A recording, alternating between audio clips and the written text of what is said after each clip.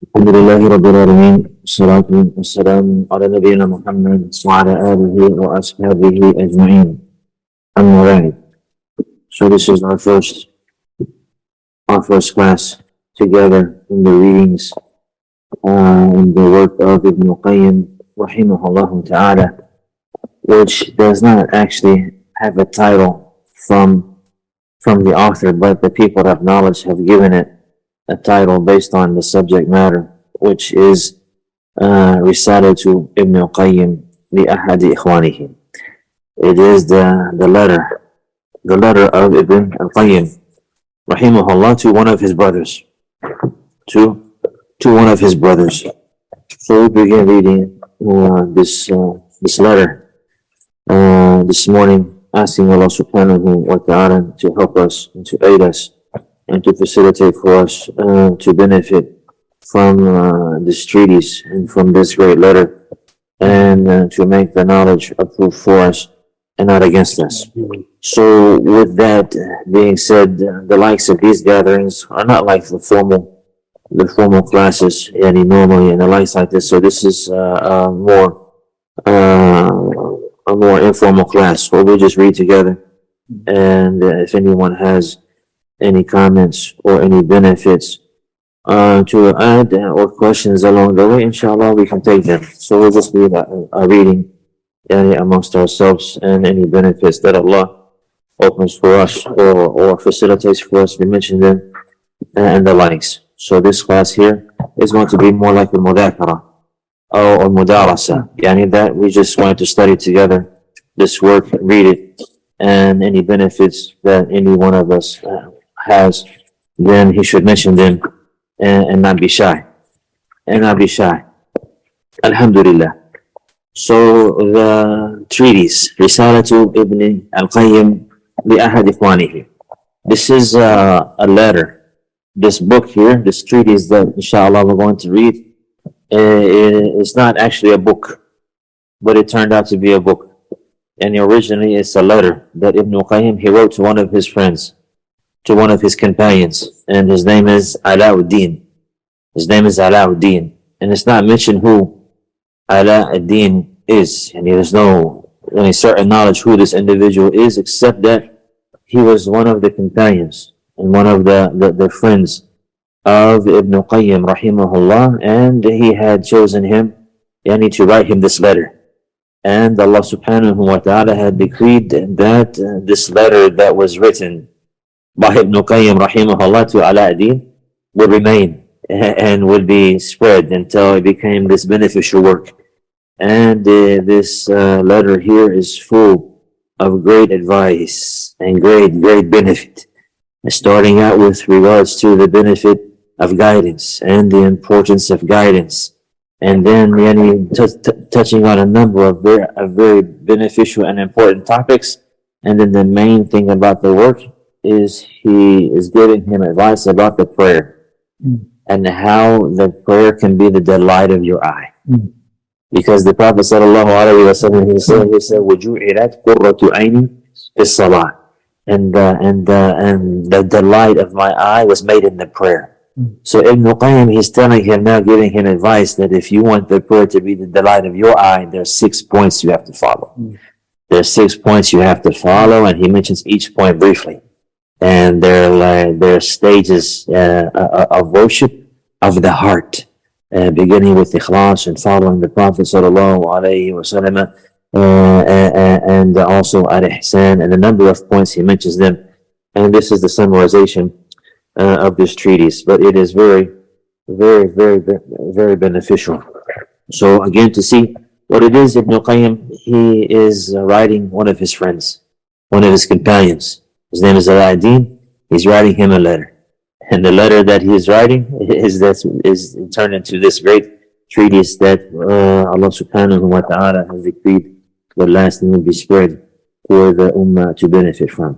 So he says, rahimahullah ta'ala, Bismillahir Rahmanir Rahim, Allahul Mas'ulul Marju al-Ijabati an yuhsina ila al-akhala'din fi dunya wal-akhirah wa yanfa'a bihi wa yaj'aluhu mubarakan aynama kan, فإن بركة الرجل تعليمه للخير حيث حل ونصحه لكل من اجتمع به. قال الله تعالى إخبارا عن المسيح عليه السلام: وجعلني مباركا أينما كنت، أي معلما للخير، داعيا إلى الله، مذكرا به، مرغبا في طاعته. فهذا من بركة الرجل، ومن خلا من هذا فقد خلا من البركة، ومحقت بركة لقائه واجتماع به.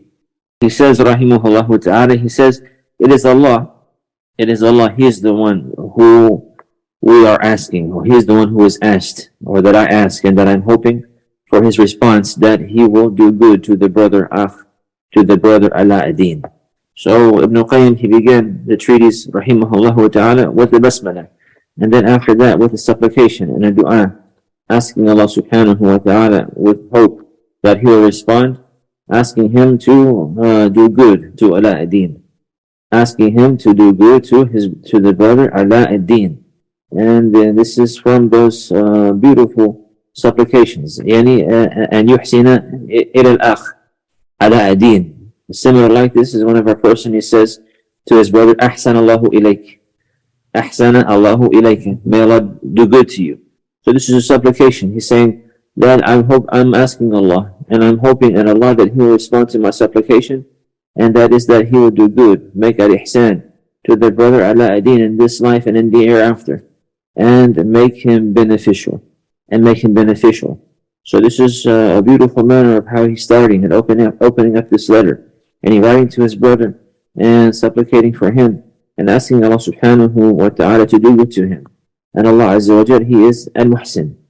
From the beautiful names of Allah subhanahu wa ta'ala, He is Al-Muhsin, and all good, it comes from Allah Azza wa Jal. So like this, likewise, a believer, he supplicates for his brother whenever he sees him, whenever he meets him, whenever he's with him, whenever he's in his absence. Likewise, a believer, he will supplicate for his brother. And the Prophet Muhammad sallallahu alayhi wa sallam, he mentioned that if a Muslim, he calls and supplicates for his brother in the unseen, meaning whenever he is alone, that there's an angel at his head saying, وَلَكَ بِمِثْلِهِ. Meaning that if a person, he makes dua for his brother in his absence, for example, at nighttime or in the daytime or in one's prayer, he remembers one of his brothers and he calls on Allah for him and supplicating for him and hoping in the response from Allah for his brother, then there will be an angel. There will be an angel that will be with him, making supplication for him for the likes of that. So this is from the beauty of Islam and from the bonds of brotherhood, that a believer, he will remember his brother in his prayer and will supplicate for him. If he knows that his brother is having troubles, or if he's struggling, he will beg Allah to facilitate for him and to rectify his affair. Or if he knows that his brother is tested or tried, and the likes like this, or even if he's upon khair, he will remember him. And it's been mentioned about Imam Ahmad, rahimahullah ta'ala, that one of his sons came to him at one time asking him, he says, Ya Abati, who is this person, a Shafi? He said, who is a Shafi? He said, because I hear you making dua for him every day, all the time. Who is this? And so he explained to him who he was. So it's mentioned likewise about Imam Ahmad, rahimahullah, that there was a handful of the individuals that he made dua for them every day. There's a handful of individuals, and from them Imam Shafi, rahimahullah, that he would mention them to Allah in his supplication on a daily basis. So know that a believer, he will call on Allah and supplicate to Him for his own needs, for himself and his family. But also he will do that for his brothers. This is very important. And then if a person realizes this affair, he's actually doing that for himself. So it could be a means that a person will try to draw near to Allah to help get his need achieved by making dua for his brother. And some of the Salaf, they used to say that if I ever wanted anything, I would make dua for my brother. Because then at this time, there will be an angel supplicating on behalf of that person for that. So this is a beautiful way. So a believer, he's always making dua for his brother. Jazakallahu khairan. Barakallahu fika. Ahsanallahu ilayka. So this is how he's beginning. Allahu al-mas'ul al-marju wal-ijabati and yuhsina ila al-akh Ala-ad-Din. It is Allah that I ask, and I'm hoping to respond that He will make al-ihsan. Al-ihsan, meaning that He will do good to him in this life and in the hereafter. Good to a person in this life and in the hereafter, meaning that he will be guided, and he will be upon a good path, and he will be upright and far away from sin, and he will be upon the proper creed and proper belief, and likewise he will have safety and security, not only in his religion, but likewise in his body, and likewise in his wealth, and likewise in his family. So al-ihsan from Allah subhanahu wa ta'ala and the dunya, yani in his worldly life, and likewise in his religion, and the hereafter, meaning from the punishment and the anger of Allah, and from the trials of the day of judgment. So this is an all-encompassing supplication he's beginning with. And then he says, وَيَنْفَعَ بِهِ, and I ask Allah Azza wa Jalla likewise to benefit by way of him. And he says, making dua for him that Allah will rectify his affair in this life and the hereafter, and also make him beneficial for others. And also make him beneficial for others. So in this manner, a person, he'll become complete. And he himself, if he's upright and he's steadfast upon the straight path of Allah Azza wa Jalla, in obedience to Allah and His Messenger sallallahu alayhi wa sallam, upon the way of As-Salafy as-Salih himself, and then he begins to help others do that. This is whenever he becomes complete in himself, and he becomes beneficial for others. So this is the supplication he's making for him. And then he continues to supplicate for him. This is how he begins. وَيَجْعَلَهُ مُبَارَكًا أَيْنَمَا كَانَ. And I ask Allah to make the brother Ala-ad-Din blessed wherever he may be. Blessed wherever he may be. مُبَارَكًا. مُبَارَكًا with the fatha on the ra. And يَجْعَلَهُ مُبَارَكًا. You need that Allah will put barakah in him. Allah Azza wa Jal, He is al-Mubarak. He is the one who possesses the barakah, and He is the one who bestows the blessing and the barakah upon whom He wills. And if Allah subhanahu wa ta'ala makes someone or something blessed, then that thing will be full of goodness and full of benefit. So he's making a supplication here to make the brother Ala-ad-Din to be blessed. And the barakah, what it means kathratul khayri wa thubutuhu. Kathratul khayr wa thubut al-khayr. That a person will be full of goodness, and that goodness will remain. وَزِيَادَتُهُ نُمُوهُ, also, and that it will increase. So the barakah, or the blessing, this encompassing word, that means all types of goodness. But not only just the fact that the goodness is present, but it will be a lot. It will be abundant, and it will increase. It will increase, and it will flourish. So he's asking Allah to make him blessed like this, wherever he may be. Wherever he may be. So if a person now, if he were to ask, this is beautiful. Ibn Qayyim rahimahullah ta'ala is making dua for him, and then he is interpreting for him what it means. He's interpreting for him what it means, and also at the same time interpreting some verses from the book of Allah Azza wa Jalla. So he made dua for him for Allah to do good to him in this life and in the hereafter, and to make him beneficial for others likewise, and to make him blessed wherever he may be. So now a person might say, what does it mean to be blessed wherever you may be? What does that mean? What does it mean to be blessed wherever you may be? Ibn Qayyim, he says, فَإِنَّ بَرَكَةَ الرَّجُلِ تَعْلِيمُهُ لِلْخَيْرِ حَيْثُ حَلٍ وَنُصْحُهُ لِكُلِّ مَنْ اجْتَمَعَ بِهِ. Because indeed, the blessing of a man, the goodness of a man, and a person in general, but especially a man, a real man, is that he will educate and teach the people the good wherever he goes. Wherever he goes, the khair comes with him. Wherever he goes, the goodness comes with him. Wherever he goes, benefit comes with him. So this is the case. The way that a person will be blessed is that wherever he goes, he's always going to benefit somebody, and he's going to advise, a person, everyone who gathers with him. He will give advice to everyone who gathers with him.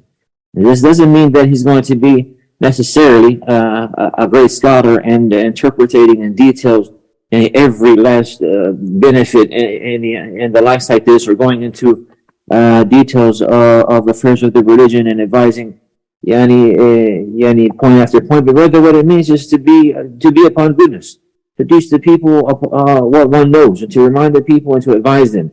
Maybe he's not a great scholar, but whenever he sits with the people, he would advise them. He would direct them to a class.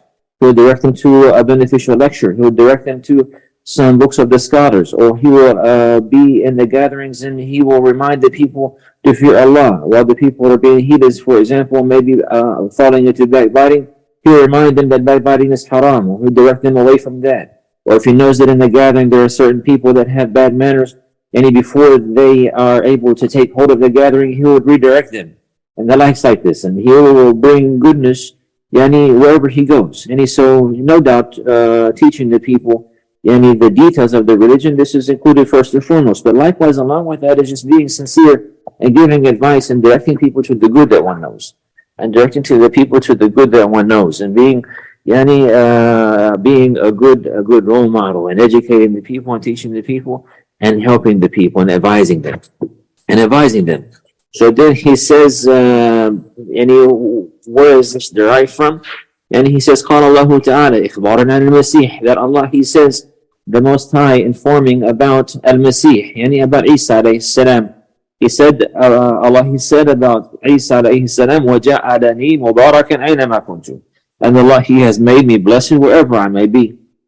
And Allah, he has made me blessed wherever I may be. And this is something that is a favor and a blessing from Allah. Ibn al-Qayyim, he says, what does this mean? أي معلما للخير معلما للخير والداعيا إلى الله مذكرا به مراغبا في طاعته فهذا من بركة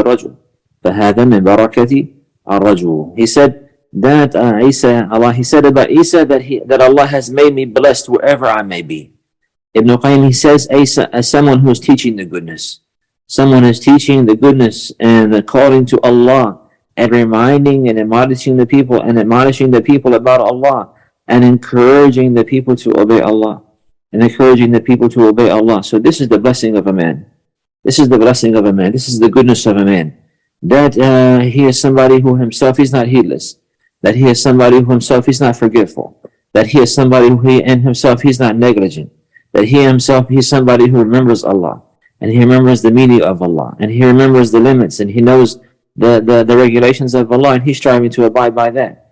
And then whenever he comes in contact with the rest of the people, likewise, he helps them upon that way. And if he does some business with them or some affairs of their worldly life, then he will remind them of the obligation of abiding by the sunnah of the Prophet sallallahu alaihi wasallam with regards to that, or remaining in the limits of Allah Azza wa Jal, or fearing Allah Azza wa Jal, or to remind the people to remember Allah Azza wa Jal and seek His blessing in the transaction and the dealings and the likes like this. So he's going to be somebody that is from those who remember Allah. And remember the limits of Allah, and he helps to remind others like this. He says, فَهَذَا مِنْ بَرَكَةِ الرَّجُلِ. For example, he's going to get money. He's going to do a transaction, but he reminded people that if we do this properly, Allah will put blessing in this. If I'm truthful and you're truthful in our dealings, and we follow the guidelines properly, Allah will put blessing. Allah will put blessing in our transaction. So fear Allah, brother. Barakallah feek. So he remind like this. This right here, these other transactions, these other people are involved, and we stay away from that. This is doubtful. Or these transactions here are haram and not permissible. If we just be patient and we work together and we follow the limits that we know, Allah will put blessing in our transaction, in our business, and we'll be good. Like this. So that he will remind the people. He will encourage the people. So he's calling to Allah. Even in his worldly dealings. Or maybe he's reminding the people. And he reminding the people backbiting is haram. Or reminding the people of the obligation of lowering the gaze. Reminding the people about the affairs that they need to be reminded of in every circumstance and situation. And again, without going to extremes. And without transgressing the limits, and without belittling the people or looking down upon them, but simply reminding them for the sake of Allah, encouraging them for the sake of Allah, and cooperating with them upon khayr and the like like this. So he said, this is the blessing of a man. This is the blessing of a man. This is how a person he can be blessed. And so he has to be somebody of knowledge. He has to be a person of knowledge, where himself he's trying to be upright upon the straight path. So then he will help others along that path likewise. He says after this, rahimahullah, وَمَنْ خَلَى مِنْ هَذَا فَقَدْ خَلَى مِنَ الْبَرَكَةِ. And whoever was void of this, then indeed he's void of blessing. And whoever's not upon this way, then he has no blessing. The one who's not reminding the people of Allah, or he himself, he doesn't remember Allah, and he's not reminding the others of Allah, or of the limits of Allah, or encouraging the people to hold fast to the obedience of Allah subhanahu wa ta'ala, then this person right here, he has no blessing in his life. He has no blessing. He says, وَمُحِقَتْ بَرَكَةُ لِقَائِهِ وَالْاجْتِمَاعِ بِهِ. Likewise, the blessing of gathering with him and sitting with him or meeting him likewise would be stripped. And not only this person here, the person who's heedless of the remembrance of Allah, the person who is lost and engulfed in the worldly life, the person who has no care or concern for the commandments and the prohibitions, the person who's completely engulfed in the dunya, and he himself is stripped of blessing. He himself is stripped of blessing, waliyadu billah, and those who, and meeting with him, his meetings and gatherings and the places where he's at is likewise stripped of blessing. And even worse than that, what he mentions next, and likewise those who will gather with him, they will be stripped from blessing. They will be stripped from blessing, because this is the case. And if you ever been around people who are like that, people who are heedless, people who are forgetful, people who are engulfed in the dunya, like you will see that. You will see that in them. Their life is stripped of blessing. It's stripped of blessing, it's stripped of goodness, and they have troubles and problems, and they're never satisfied or happy. They never find contentment. And if a person is in their company long enough, he'll be like that. He'll be like that. وَلِيَذِ بِاللَّهِ, and they will affect him. They will affect him. So he says, بَلْ تُمْحَقُ بَرَكَةُ مَنْ لَقِيَهُ وَاجْتَمَعَ بِهِ. Rather, even more severe is that the blessing will be stripped likewise of those who sit with him or meet him or gather with him. He says, فَإِنَّهُ يَضِيءُ الْوَقْتُ فِي الْمَجَرَيَاتِ وَيَفْسُرُ الْقَلْبِ. He said, because gathering with this person, what it does is it wastes the time. That he wastes the time. The time is wasted with him. And al-majarayat. Al-majarayat, yani qila wa qal. Yani he said, she said. He said this and he said that and this happened here and so did that. Did you hear what happened in this place and what they're saying, or what so said? This is what, yani his time is wasted in this. And in this manner, likewise, the heart becomes corrupt. The heart becomes corrupt. Ibn Qayyim rahimahullah ta'ala, he's going to mention two very beneficial points now. And they're related to time and the heart. Time and the heart. He says, وَكُلُّ آفَةٍ تَدْخُلُ عَلَى الْعَبْدِ فَسَبَبُهَا ضَيَاءُ الْوَقْتِ وَفَسَادُ الْقَلْبِ.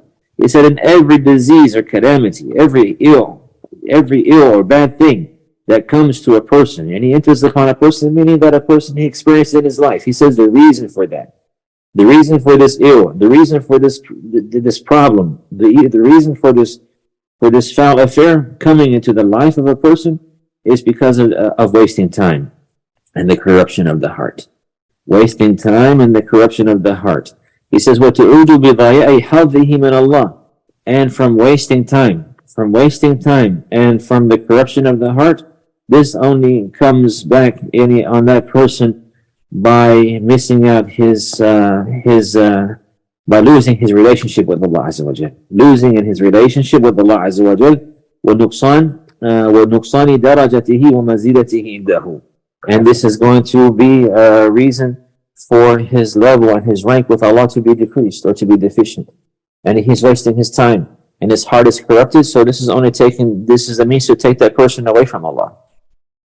By wasting his time in the worldly life, wasting his time with that which is not beneficial, wasting his time with that which is less beneficial, wasting his time with something that is harmful or haram, without the remembrance of Allah, without the remembrance of the hereafter, without preparing for death, without thinking about what's going to happen whenever death comes, without any of these affairs, without having any concerns. This is only going to be a means to corrupt his heart, wasting his time, and then his heart becomes corrupt. And now he is being taken away from Allah Azza wa Jal. And the one who's far away from Allah Azza wa Jal, he's far away from his mercy, he's far away from his help, he's far away from his assistance, he's far away from his protection, he's far away from his religion and from his deen, from his straight path. And those who are far away from the straight path, and they are the ones who are lost, وَلِيَذِ بِاللَّهِ. They're the ones who are lost, وَلِيَذِ بِاللَّهِ. Or they are those who have the anger of Allah subhanahu wa ta'ala. So therefore now his level and his status with Allah Azza wa Jal is decreasing.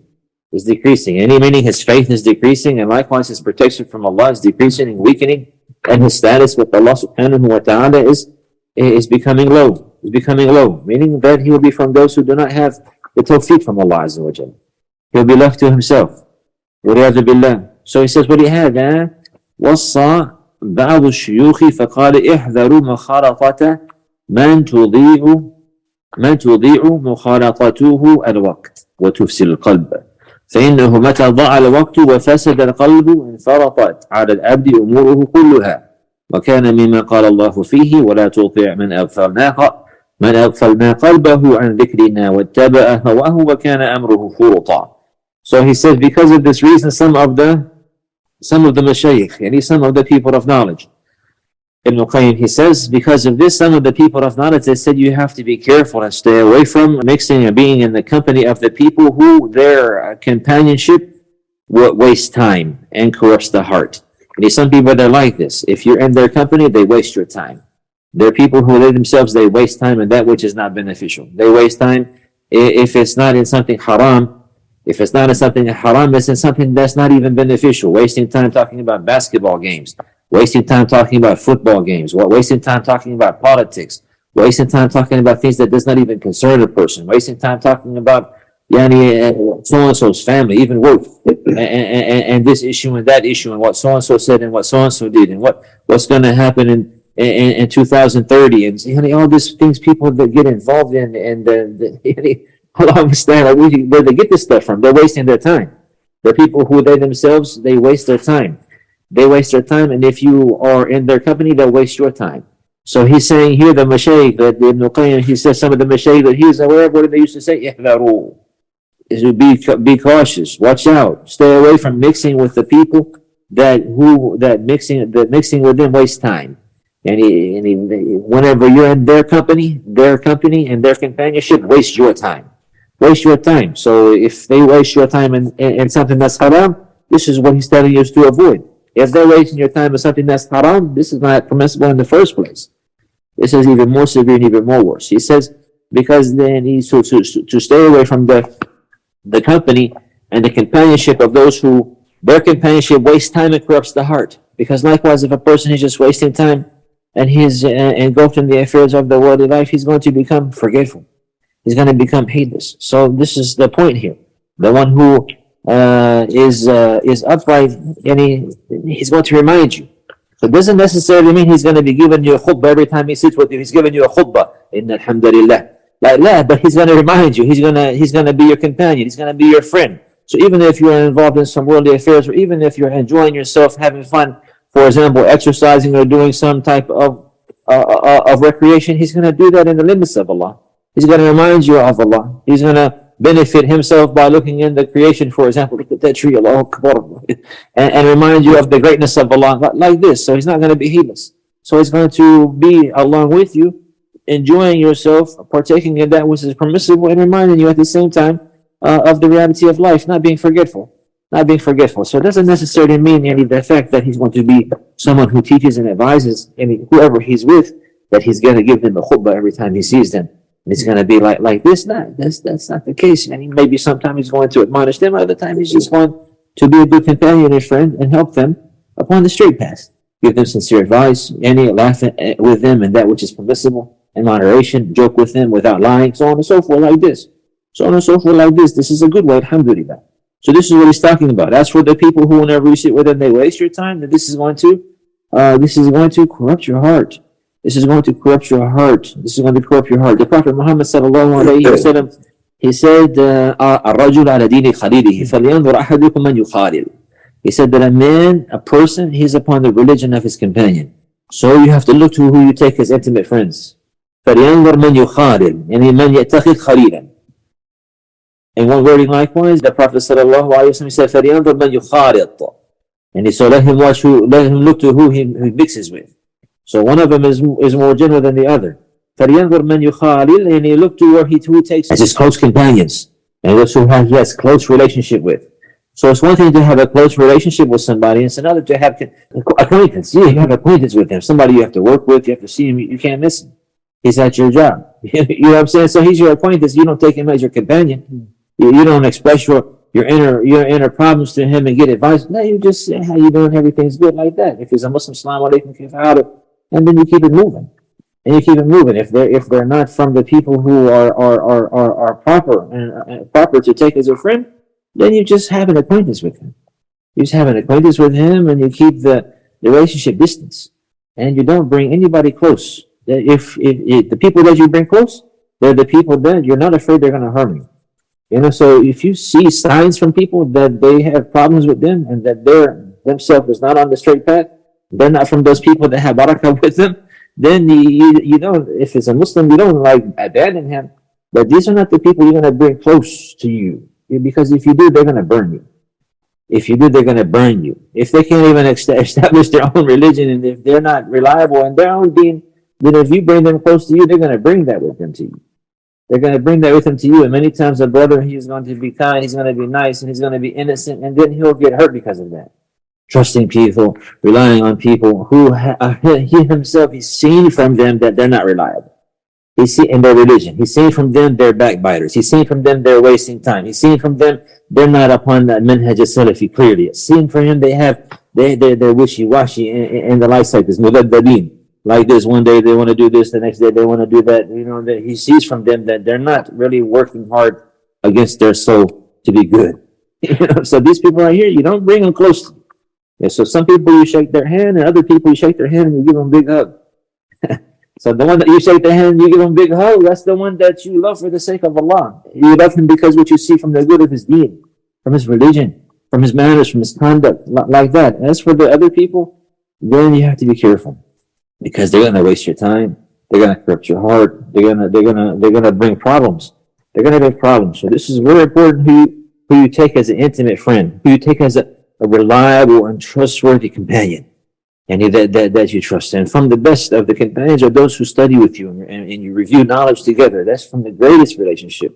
For that reason, Ibn Abbas radiallahu anhuma, he said, أَقْرَبُ نَاسَ عَلَيَّ جَلِيسِي. The most noble, the one who I love the most, and the one who I honor the most is the one who sits with me.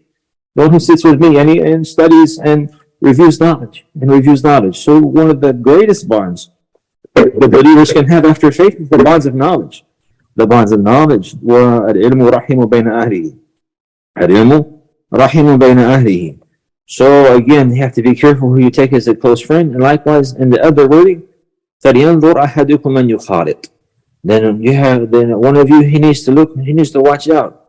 He needs to look to who he mixes with. So from having the good understanding in the religion is to know about companions. To be diligent in selecting and choosing companions. So again, it's one thing to have acquaintances. Some people you can't avoid them. You like them, you don't like them. They're good, they're not good. Some you have to see them at work. You have to see them at school. You have to see them on the street. You have to go to the market. You have the people you can't avoid them. You're going to run into them or bump into them or deal with them. And then there are people who you love for the sake of Allah. And then there are people that you bring close to you. Then there are people that if you're in need, they'll help you. Or if they're in need, you'll help them. Or if they're happy, you're happy. If they're sad, you're sad. Like this. Those are the ones that you keep close. Those are the ones that's going to be the real brother for the sake of Allah. The one that if he sees you and you're forgetful, he reminds you. The one that if he sees you and you did something wrong, he'll tell you. And in a good way. The one who sees you, you didn't know something, he's going to teach you. The one who sees you happy, he's going to be happy with you. Like this, the one who sees you forgetful, he's going to remind you. Like this, for the sake of Allah. So then he's going to be a blessed companion and a blessed friend. So from having a good understanding of the religion is to look who you accompany, who you take as companions, and who you mix with, and who you deal with. He said, because whenever the time is wasted and the heart is corrupted at this time, a person's affairs, all of them, they will be in disorder. If a person starts to waste his time and then his heart becomes corrupted, what is the outcome of that? All of the affairs after that are going to be corrupted in disorder. They're going to be corrupted in disorder, and like this, and he will be from the one that Allah has said, and do not obey the one who we have locked his heart from our remembrance. ولا تطع من أغفلنا قلبه عن ذكرنا واتبع هواه وكان أمره فرطا. And then at this time, if a person, he's wasting his time and his heart becomes corrupted, he will be like the one that Allah said about him in his book, and do not obey the one that we have locked his heart. أغفلنا قلبه. We have caused his heart to become heedless. and جعلنا قلبه غافلا and ذكرنا. We have caused. Do not obey the one whom we have caused his heart to be heedless from our remembrance. And he followed his desires, and therefore all of his affairs are in disorder and disarray. If we pay attention here, and we realize the affair in the head of the religion is Tawheed, and the command is the command of Allah. What did Allah say about Isa? وَجَعَلَنِي مُبَارَكًا. And Allah made me blessed. Allah made me blessed wherever I may be. And then what did Allah say here? وَلَا تُطِعْ مَنْ أَغْفَلْنَا قَلْبَهُ عَنْ ذِكْرِنَا. And do not obey the one who we have caused his heart to become heedless. So the affair is in the hands of Allah Azza wa Jal. يَهْدِي مَنْ يَشَاءُ وَيُضِلُّ مَنْ يَشَاءُ. Nobody can be guided except with the permission of Allah. Nobody can save from his guidance except with the command of Allah. No one can have any good in this life or in his religion or have a good understanding in the deen or go up or go straight and be upright except with the help and the aid of Allah. So a person, he has to beg Allah subhanahu wa ta'ala, like Ibn Qayyim is doing for his brothers, calling on Allah Azza wa Jal, hoping in him to guide him. So this is very important, to hope that Allah will guide you, to have hopes that Allah will guide you, and to ask Allah to guide you, and to desire guidance, and to hope to be upon guidance from those who are guided. And this is what he's alluding to now, and he's going to begin discussing the issue of guidance, which is found in the Fatiha. But before this, he's touching on these affairs. And if Allah does not guide a person, he will be left to himself, and he will become heedless and forgetful. And at this time, Allah will make his heart, he'll make his heart locked, and he will cause him to be negligent. Nasullaha fanasiyahum. They forgot Allah, so he forgot them. What does that mean? They forgot Allah. They forgot the commandments of Allah. They forgot the meaning of Allah. They forgot the limits of Allah. They forgot to perform the obligations properly. They forgot to avoid and stay away from the prohibitions. فَنَسِيَهُمْ. So he forgot them. And he tarakahum, meaning he left them, and he did not help them or aid them or facilitate for them or guide them. So this is the case. وَلَا تَكُونُوا كَالَّذِينَ نَسُوا اللَّهَ فَأَنْسَاهُمْ أَنفُسَهُمْ أُولَٰئِكَ هُمُ الْفَاسِقُونَ. Do not be like those who forgot Allah. Do not be like those, Allah, he says in his book, do not be like those who forgot Allah. So Allah caused them to forget their own souls. And they are the ones who are rebellious and wicked. So they forgot Allah, meaning they forgot the meaning of Allah. Meaning they forgot that Allah created them in the womb of a woman, and that they used to be nothing. And then after that they were a fluid that was mixed. And then they were formed into another creation until Allah gave them life. And at one time they could not speak, and Allah, he taught them how to speak. And then they were small, and Allah caused them to grow. And Allah provided them and sustained them all the way into this day. And then whenever they're old enough and big enough to talk, the only thing they can say is that which is displeasing to Allah subhanahu wa ta'ala. And so this is something that is a calamity. So then they forgot Allah, meaning they forgot the limits of Allah and the meaning of Allah. They forgot the obligations and the prohibitions. They forgot this affair, and then Allah, because of this, caused them to forget their own souls. Meaning caused them to forget their own souls, meaning the Savior, that which will be the Savior for their souls. Then He caused them to become heedless and negligent of the hereafter, and heedless and negligent of death, and heedless and negligent of accountability, until they're engulfed in the world of life, and their affair becomes in disorder, and he lost. وَكَانَ أَمْرُهُ فُرُطًا. And he ضَاعِيًا. And it's just lost and disorder. So this affair here is very important, to not be from those who waste time, and to be careful about the heart. And wasting time, it affects the heart. And the people who waste time, many times, they are looking and listening and talking about things that do not concern them. And from the perfection of a person's Islam is that he does not busy himself with that which does not concern him. The Prophet ﷺ said, "Min husni Islam al-mar'i tarakuhu ma la ya'nihi." From the good Islam of a person is that he leaves off that which does not concern him. So everything that is haram, that does not concern him. What the rulers are doing, that does not concern him. What the politicians are doing, that does not concern. What concerns him is what is an obligation upon him to perform. And what concerns him is his relationship with Allah Azza wa Jal, first and foremost.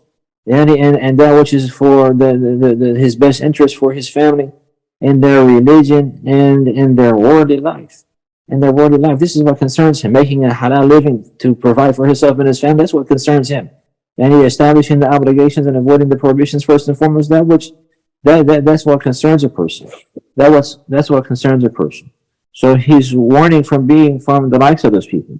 He says, وَمَنْ تَأَمَّلَ حَالَ هَذَا الْخَلْقِ وجدهم كلهم إلا أقل القليل ممن غفلت قلوبهم عن ذكر الله تعالى واتبعوا أهواءهم. And whoever were to ponder over this creation, over the people, whoever was to sincerely ponder over the circumstance or the situation of the people, he will find that all of them, except for a few, except for a very few, from them, their hearts are heedless of the remembrance of Allah, and they are following their desires. Their hearts are heedless from the remembrance of Allah, and they follow their desires. The majority of the people, that's their case. The majority, أكثر الناس لا يعلمون ولا يشكرون ولا يعقلون. The majority of the people, they don't know. The majority of the people, they don't understand. The majority of the people, they're not thankful or grateful. The majority of the people, they're not upright and steadfast upon the sunnah of the Prophet sallallahu alaihi wasallam. Rather, the majority of the people don't even believe in him.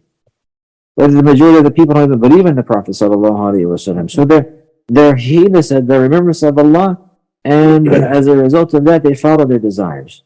They follow their desires. وَصَارَتْ أُمُورُهُمْ وَمَصَالِحُهُمْ فُرُطًا. And because of this, their affairs and that which is in their best interest is always wasted away and neglected, and in disorder and disarray. أي فرطوا فيما ينفعهم ويعود بصلاحهم. Meaning that they have been extremely negligent and lost with regards to that which will benefit them and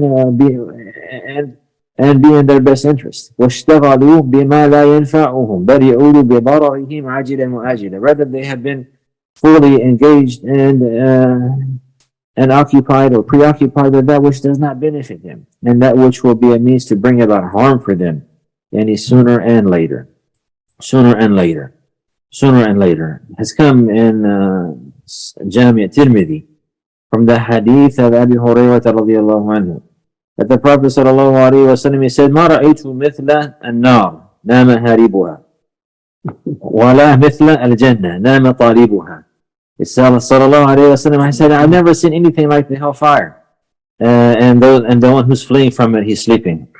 Those who flee from it are sleeping. And in the hellfire is something that is hideous. The hellfire is something that is dangerous. The hellfire is something that is very painful. You need the punishment there, and the agony there, and the terror there, and the torture there, and the great hardship there. And then at the same time, any of the people who are supposed to be running from that, they are sleeping. They're sleeping. So the people are supposed to run from the hellfire, but it's as if they're sleeping. So the person who is looking at this terrifying place, somebody who's aware of a place that is full of terror and pain and war and torture and punishment and agony and regret and remorse. This is the hellfire. And then they're aware of this place, but then at the same time they're sleeping about that. They're not taking the means to protect themselves from that. Rather, some of them are even advancing upon that. Meaning a person who has knowledge of the hellfire and that punishment and the outcome of those people, then he should flee from that by turning to Allah in repentance and establishing the religion and avoiding the sins.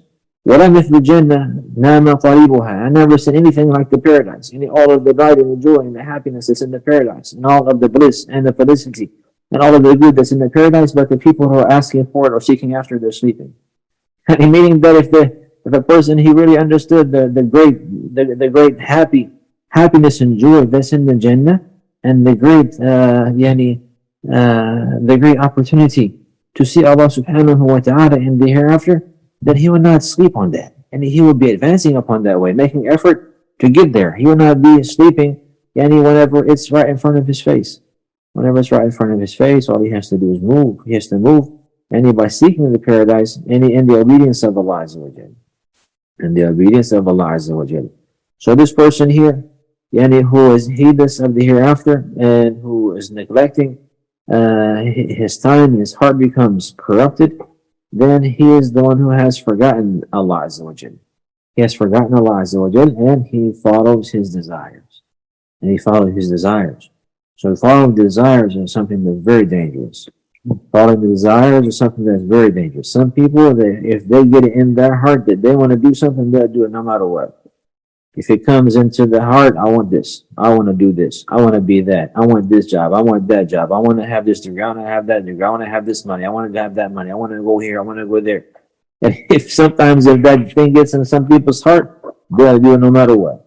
Even some of them, they'll try to make their religion and misinterpret the text and tell, look, it says you can do it. Like, for example, some of the women, they want to go out and compete with the men so bad, and they want to have a job and be a career woman so bad, they'll say, it's, for example, Khadija used to be a businesswoman. Khadija used to be a businesswoman. But like that, you understand these things like this, and you're trying to misinterpret these affairs in order to follow desires. In order to follow desires. Well, I understand. Khadija, radiallahu anha, she used to have money, and she would give people money to take her money and go do business with it and bring back the profit. And then she had split some of that with them. She's not riding on the camel with the men, traveling with the men, mixing with the men, drinking coffee and tea with the men, hanging out. That's not Khadija, the businesswoman. But these so-called women today try to manipulate these texts and use it to follow their desires, to follow the desires. Wallahu musta'an, Wallahu musta'an. So this is a problem. This is a problem. Following desires is something that is a great calamity. If a person, he follows his desires, he will be lost. Like this, like what he's saying. So in life, we have desires and we have guidance. So they're not the same. And success is in following the guidance. And that requires for a person to leave his desires. That requires for a person to leave his desires. The people of knowledge, they mentioned that some people, they follow the truth only when it's in accordance with their desires. Like the sunnah, the part that they like, they follow that. And the part they don't like that, they don't follow that. So they follow the sunnah, whatever they like from that, this part they follow. And whatever they don't like from that part they don't follow. So in the end, they're only following their desires. They're only following their desires. So this life is a test. We have to submit. We have to surrender. That means you have to let go of your desires. You have to let go of your desires. There's a narration, some of the people of knowledge mentioned that it's weak, but the meaning is correct. And Allah knows best. The Prophet sallallahu alaihi wasallam said, "La yu'minu ahadukum hatta yakuna hawahu taba'an lima ji'tu bihi." That not one of you truly believes until his desires is following behind, is in accordance to that which I came with. So you have to let go. You let go of your desires. You have to surrender. That's called Islam. You surrender to Allah Azza wa Jal. You surrender to Allah Azza wa Jal, and you don't object to any of the commandments, and you learn His deen and His commandments and prohibitions, and you follow them the best that you can. You follow them the best that you can. If the Prophet ﷺ had a beard, you have a beard. Khalas. If the Prophet ﷺ said to have your pants above your ankle, not to go below the ankle, you just raise them up above the ankle. It's just like, you just can't raise your pants up an inch, 2 inches, 3 inches above the ankle like this. The Prophet ﷺ, he came with guidance. He came with guidance. So in order to be safe from this affair, you let go of your desires. You have to surrender. That's called Islam. Allah, He mentioned about the Prophet ﷺ, He said, إِن لَمْ يَسْتَجِيبُوا لَكَ فَاعْلَمْ أَنَّمَا يَتَّبِعُونَ أَهْوَاءَهُمْ. O Messenger, sallallahu alayhi wasallam, if they do not respond to you, and meaning answer your call, if they not respond to you and answer your call, meaning in obedience, then you must know that they're only following their desires. That they're only following their desires. So a believer, he has to fight himself. He has to fight his desires, and he has to overcome those desires and follow the guidance. And follow the guidance that has come from the Prophet sallallahu alaihi wasallam. He says, وَهَؤُلَاءِ قَدْ أَمَرَ اللَّهُ سُبْحَانَهُ وَرَسُولَهُ أَلَّا يُطِيعَهُم فَطَاعَةُ الرَّسُولِ صلى الله عليه وسلم لا تتم إلا بعدم طاعة هؤلاء فإنهم إنما يدعون إلى ما يشاكلهم من اتباع الهوى والغفلة عن ذكر الله. So he says, rahimahullah ta'ala, that these people here, and those who waste their time and their hearts have become corrupted and they have forgotten Allah Azza wa Jalla, been heedless about His remembrance and follow their desires, then Allah Azza wa Jalla has ordered His Prophet sallallahu alayhi wa sallam not to obey them. Allah has ordered His Prophet not to obey them. That's in the verse in Kahf. وَلَا تُطِعْ مَنْ أَغْفَلْنَا قَلْبَهُ عَنْ ذِكْرِنَا. يعني يا أيها الرسول, do not obey the one who we have caused his heart to become forgetful from our remembrance, and he followed his desires, and his affairs were lost and in disorder. So he says, rahimahullah, that Allah has ordered His Prophet sallallahu alayhi wa sallam not to obey these people. So therefore, obedience to the Prophet sallallahu alayhi wa sallam is not complete except by not obeying those people.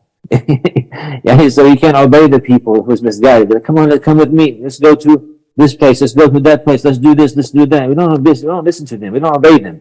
We don't follow behind them. We don't follow along with them. We don't go alongside with them. We don't cooperate with them upon forgetfulness and upon sin and transgression.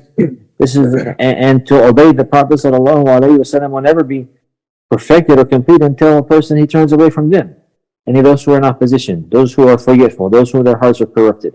He said, because those people, they're only calling to that which is similar to what they are upon from following desires and from being heedless from the remembrance of Allah.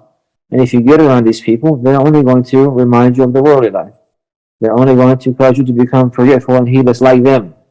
Like them. The people of knowledge, they say, الطيور على أشكالها تقع. Birds of a feather flock together. Birds of a feather flock together. So he says now, رحمه الله, والغفلة عن الله والدار الآخرة متى تزوجت باتباع الهوى فولد ما بينهما كل شر. تولد ما بينهما كل شر. كثيرا ما يقترب أحدهما بالآخر ولا يفارقه. So heedlessness and forgetfulness of Allah, heedlessness about Allah and the home of the hereafter, whenever it's coupled with following desires.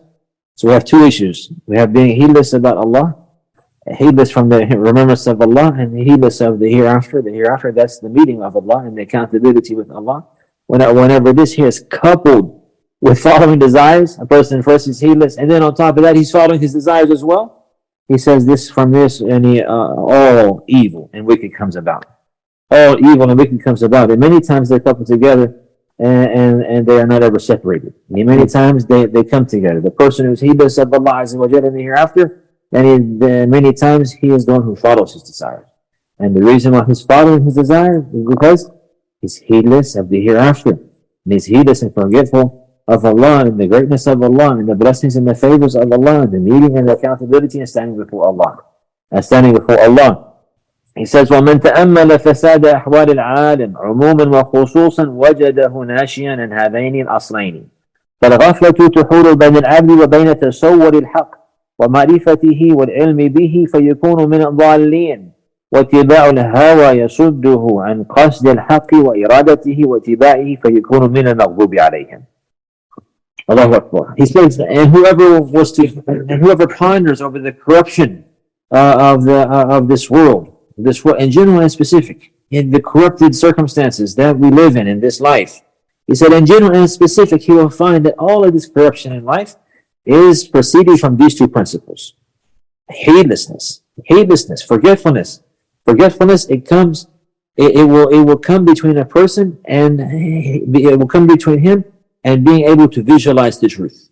If he is heedless of Allah and the hereafter, forgetful of the remembrance of Allah Azza wa Jal, this heedlessness here will prohibit a person from being able to visualize and to see the truth properly and to understand the knowledge. So at this time, he'll be from those who are misguided. He'll be from those who are misguided. He doesn't have knowledge. He's heedless of Allah Azza wa Jal. He's heedless of the hereafter. So this will prohibit from, he will not be able to see the truth properly. He will not be able to see clearly. He will be misguided. Things will be unclear. He will not be upon the straight path. He said, well, following desires will stop him from intending the truth and wanting the truth and following it. So therefore, this person, he will be from those who have earned the anger of Allah. So he's referring to the issues of the Fatiha now.